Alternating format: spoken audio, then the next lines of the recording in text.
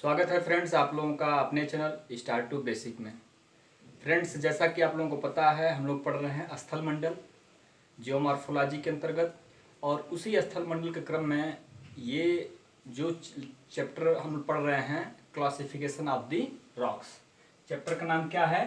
Classification of the rocks. अब इस classification of the rocks के अंतर्गत हमने जो रॉक्स को तीन भागों में बांटा गया है विद्वानों के अनुसार। पहले को हम क्या बोलते हैं? आग्नेय चट्टान, इंग्लिश में इसको इग्नियस रॉक्स कहते हैं। दूसरे को कहते हैं अवसादी चट्टान यानी सेडामेंट्री रॉक्स। और तीसरा क्या है?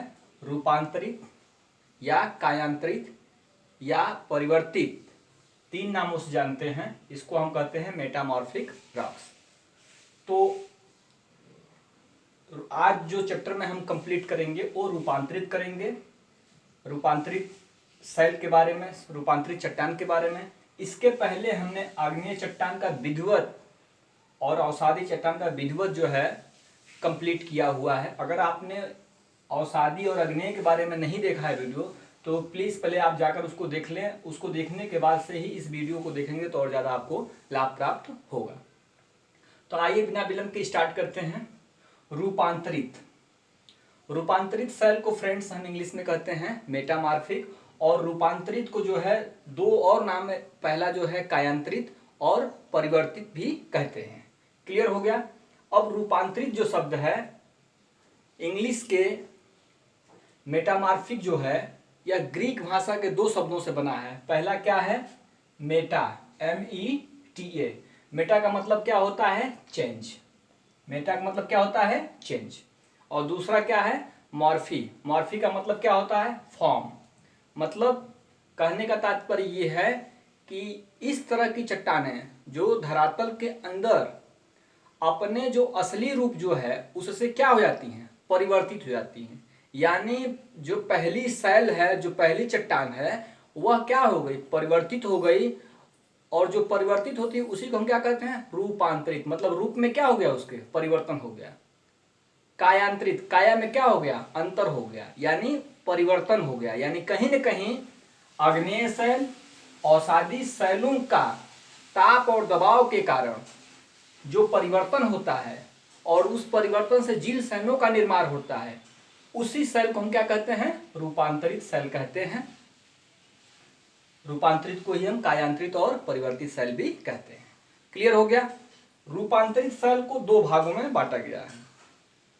पहला है साधन के आधार पे और दूसरा है प्रभाव क्षेत्र के आधार पे। आइए बारी बारी से इनको क्लियर करते हैं। साधन के आधार का मतलब कि जो साधन है, जैसे ताप है, दबाव है, ये क्या है? एक साधन ही है, प्राकृतिक साधन है।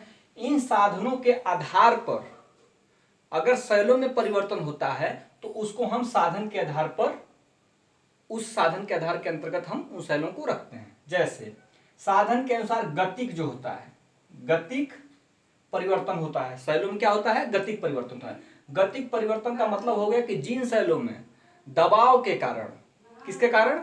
दबाव के कारण शैलों में क्या हो जाए? अपने असली रूप से दूसरे रूप में परिवर्तित हो जाए। यानी ग्रेनाइट जो शैल है, ग्रेनाइट किस प्रकार की शैल है? तो ये कहीं न कहीं जो लावा निकलता है, मैग्मा जो निकलता है धरातल से, और जो दरारों में मध्यवर्ती चट्टान में आकर चिपक जाता है और ठंडा होकर के जिस तरह का शैलों का निर्माण करता है उसको हम ग्रेनाइट कहते हैं। अब यही ग्रेनाइट जो है दबाव के कारण किस में बदल जाता है? नाइस में बदल जाता है। यानी ग्रेनाइट नाइस में बदल जाए और सेल जो है किस में बदल जाए? शिस्ट में बदल जाए। तो ये जो है साधन के आधार पर गतिक जो है रूपांतरण हो जाता है शैलों का।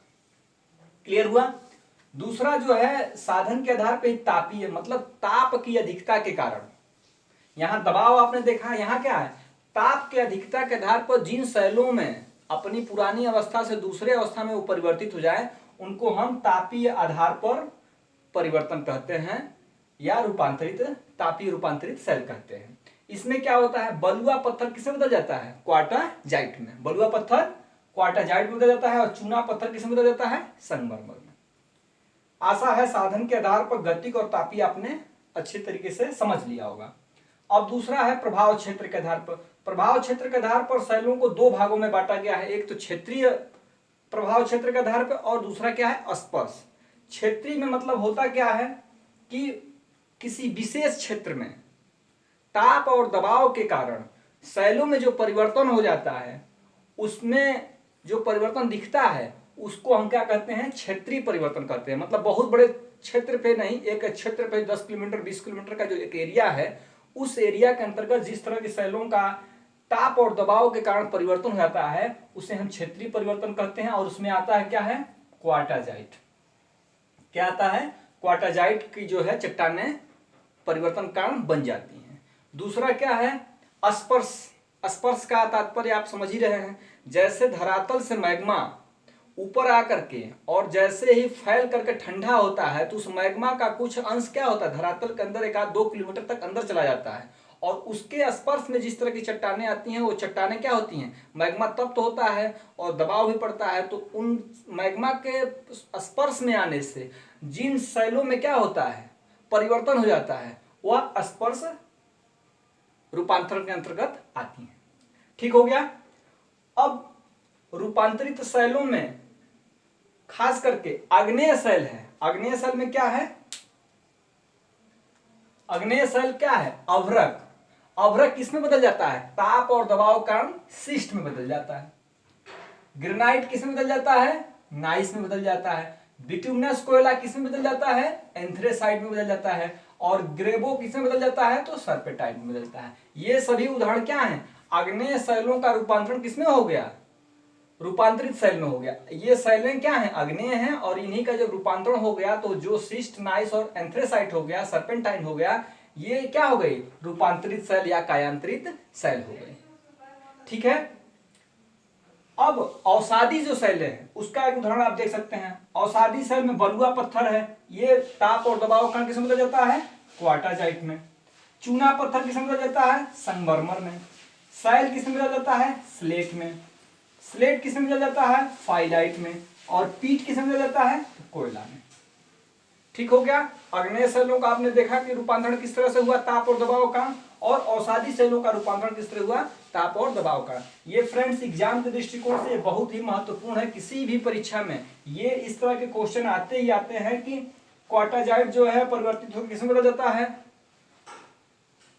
चूना पत्थर किसमें बदल जाता है। ये परीक्षा के दृष्टिकोण से बहुत ही महत्वपूर्ण टॉपिक है आज का। तो आशा है फ्रेंड्स आज हमने रॉक्स को सारा क्लियर कर लिया है। आग्नेय, अवसादी और रूपांतरित हमने बारी बारी से क्लियर कर दिया। आशा है वीडियो आप लोगों को पसंद आया होगा। अगर वीडियो पसंद आता है तो चैनल को सब्सक्राइब, लाइक और जरूरतमंदों को शेयर करना ना भूलें। मिलते हैं अगले वीडियो में, तब तक के लिए नमस्कार, धन्यवाद।